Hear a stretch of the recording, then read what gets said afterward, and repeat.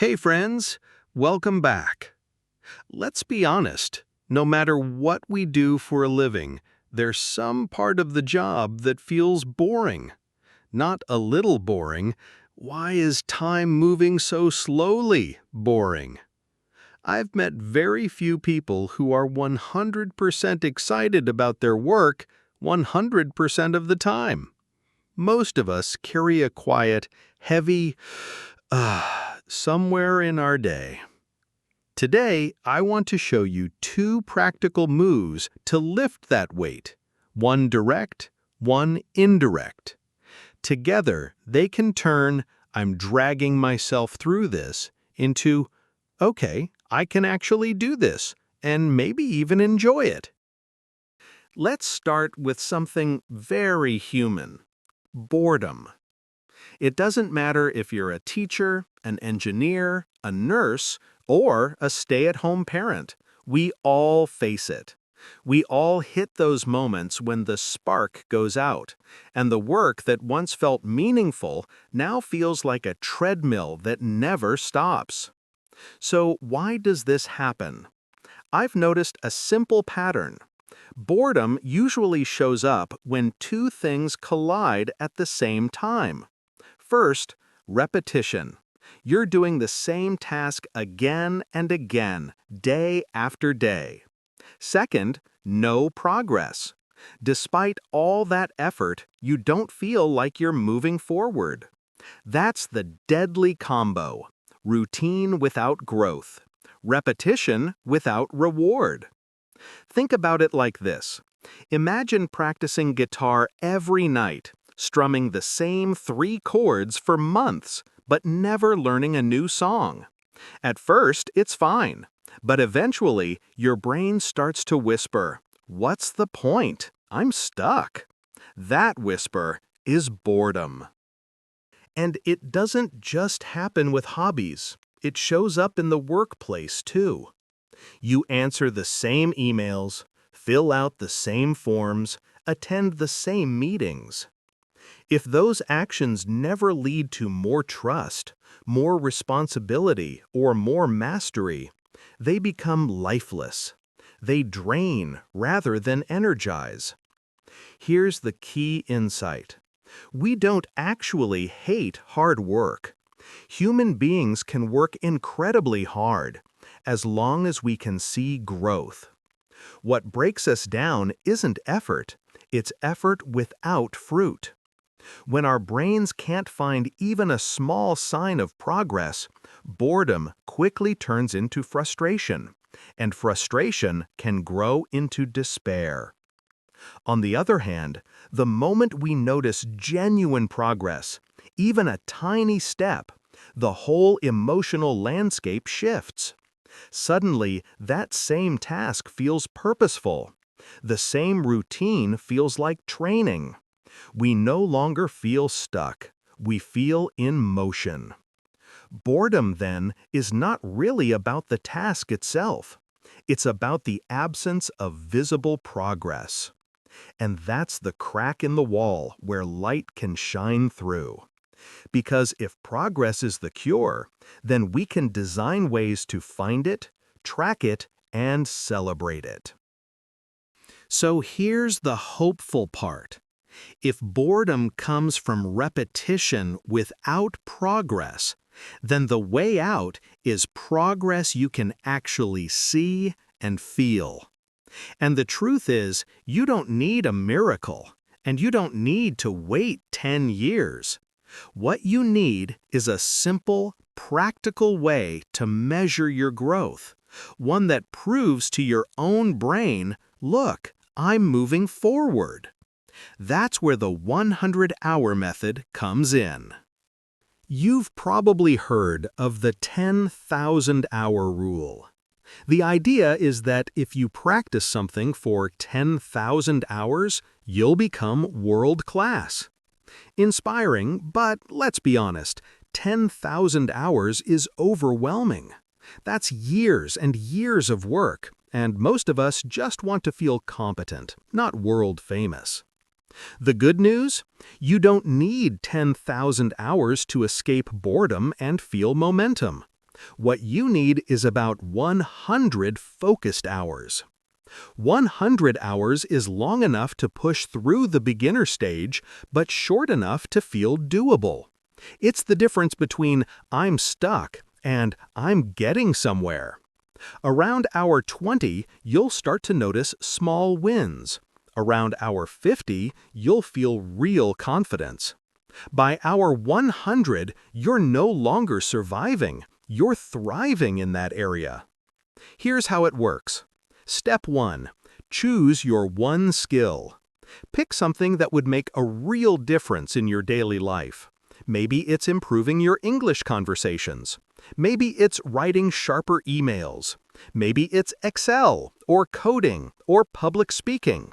Whatever it is, choose one thing. Step 2. Track your hours. All you need is a notebook or even a piece of paper. Make 4 columns: date, start time, end time, total minutes. Every time you practice, log it. Don't judge the session by how amazing it felt, just log the minutes honestly. 15 minutes counts, 30 minutes counts. What matters is the accumulation. Step 3. Watch the numbers grow. At the end of each session, add your total minutes to a running sum. That number becomes your scoreboard. Every week you'll see it climb. 10 hours, 20, 30, and with each jump, your sense of progress grows stronger. Why this matters? The human brain craves proof. When you can literally point to your notebook and say, "I've banked 25 hours already," you feel different. You see yourself as someone who is moving forward, not stuck. And that shift in identity kills boredom. Here's what you'll likely experience. Around 10 hours, you stop feeling lost. Around 25 hours, tasks that once scared you feel manageable. Around 50 hours, others start to notice. Around 75 hours, you handle situations smoothly. At 100 hours, you've crossed the line from boring grind to engaging growth. The method is simple. The impact is powerful, and it's available to anyone willing to give focused time one session at a time. Now let's talk about the second move. This one is softer, less about charts and numbers, and more about your quality of life. It's simple but powerful. Play more. Not scrolling your phone for 3 hours, not binging another show that leaves you feeling numb. I mean real play, the kind that fills you with laughter, movement, connection, or even a little bit of adventure. Why does this matter? Because your energy is the secret currency you bring into work. Imagine 2 people doing the exact same boring task. One person is rested, energized, maybe still smiling from a weekend hike with friends.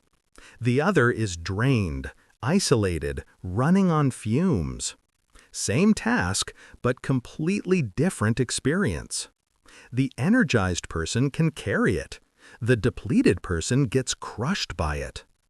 Play gives you the energy buffer that protects you when work feels heavy. It's like putting on emotional armor. With joy in your life, those dull moments at work don't sink you as easily. Without it, even small challenges feel unbearable. Here are some practical ways to build that joy back in. Move your body. Join a pickup basketball game. Go bowling. Try pickleball, swimming, hiking, or even dance lessons. Physical play burns stress and resets your brain. Laugh out loud. Watch stand-up comedy. Go to a live improv show, or play silly games with friends. Laughter is one of the fastest ways to recharge. Try something new. Take a pottery class, Go fishing, learn guitar, or cook a new recipe. Novelty keeps life interesting and gives your mind fresh energy. Be around people. Invite friends to join. Joy multiplies in company, and those memories stay with you far longer than the work emails. The key here isn't performance. You're not playing to be the best. You're playing to refill your tank, to remind yourself life is bigger than spreadsheets, chores, and routines. And don't feel guilty about it. Real play is not a waste of time, it's an investment. When you come back to work with a lighter spirit, you handle stress better, you get more creative, and you bounce back faster. That helps you and everyone around you. So here's the rule of thumb. If your week feels like a gray loop, schedule 2 blocks of play, non-negotiable. Treat them like important appointments, because they are. When you combine this with the 100-hour method, something amazing happens. You're not only making progress, you're also living with more joy. And that joy fuels your progress, creating a cycle that makes even the boring parts of life feel a little more meaningful. So let's bring it all together. Boredom isn't a personal flaw. It's not proof that you're lazy or ungrateful. It's a signal that says, I need to see progress, and another that says, I need more energy. The 100-hour method gives you progress. It turns your daily grind into measurable growth. Every hour logged is a brick in the wall of your new skill, your new confidence. That's the direct fix. Play gives you energy. It reminds you that life is bigger than the office, bigger than the checklist. When you laugh, move, and experience joy, you carry that strength back into your work. That's the indirect fix. When you use them together, something shifts. You're no longer trapped in a gray cycle of repetition. You start to see your own growth, and you feel fueled enough to keep going. Work becomes less about surviving the day and more about shaping a life you actually want to live. Here's my challenge to you. Pick one skill this week. Write it down, start logging minutes. Even 20 minutes today is enough to begin your scoreboard. Then add 1 block of play to your calendar. Something fun, something light, something that makes you forget the clock for a while. Do those 2 things consistently, and boredom loses its grip. You won't just get through your work, you'll carry yourself with more purpose, more joy, and more resilience. So if you've been dragging your feet at work lately, remember, progress and play. Track your 100 hours. Protect your joy. The same job can feel like a completely different life when you do. Thank you for being here with me today. If this helped you, start your first 20 minutes, go find something fun this week, and then come back and tell me how it went, because I believe you'll notice the change. See you next time. Before we close, let's pause for a moment. This talk wasn't only about fighting boredom. It also gave us some powerful vocabulary. Let's look at 20 useful words and phrases from this script, learn their meanings, and see them in simple examples. 1. Boredom. The feeling of being tired or uninterested because something is dull or repetitive. Example, boredom usually appears when 2 things collide. 2. Routine. A set of actions that you do regularly, often without thinking. Example, that's the deadly combo: routine without growth, effort without reward. 3. Progress.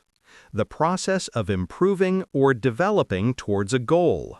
Example, the moment we notice even a small step forward, everything shifts. That's progress. 4. Reward. Something positive that you get for your effort or work. Example, routine without growth, effort without reward. 5. Inspire. To give someone the desire or confidence to do something. Example, the idea of the 10,000-hour rule sounds inspiring but overwhelming. 6. Overwhelming. So great or strong that it is difficult to deal with. Example, 10,000 hours feels like a mountain so high we don't even want to start climbing. It's overwhelming. 7. Momentum. The force that keeps something moving or developing once it has started. Example, it's not about mastery, it's about momentum. 8. Awkward. Embarrassing or uncomfortable, especially at the beginning of learning something. 100 hours is long enough to move you past the awkward beginner stage. 9. Competence. The ability to do something well. We just need to feel competent and confident. 10. Confidence. Belief in your own ability to do things well. At 50 hours, confidence clicks in, and other people start noticing. 11. Track. To follow and record the progress of something over time. Example, track your hours with nothing more than a notebook. 12. Proof. Information or evidence that shows something is true. Example, every hour you log is proof that you are moving upward. 13. Fuel. Something that gives strength, energy, or power. Example, at 100 hours you feel engaged because progress has become your fuel. 14. Joy. A feeling of great happiness. Example, play gives you the joy. Put them together and your work stops being just survival. 15. Resilience. The ability to recover quickly from difficulties. Example, when you carry that energy back into your work, you suddenly have more resilience. 16. Survival. The act of continuing to live or exist, especially in difficult conditions. Example, work stops being just survival. It becomes part of a bigger story. 17. Invitation. A request to do something, or the act of inviting someone. Example, so here's the invitation. Pick one skill and start your first 20 minutes today. 18. Spark. A small amount of a quality or feeling that encourages you to act. Example, I hope these ideas give you the spark to move forward. 19. Engaged. Involved and interested in something. Example, at 100 hours, you no longer feel stuck. You feel engaged. 20. Transform. To change completely the appearance or character of something. Example, that visible proof is what transforms boredom into purpose.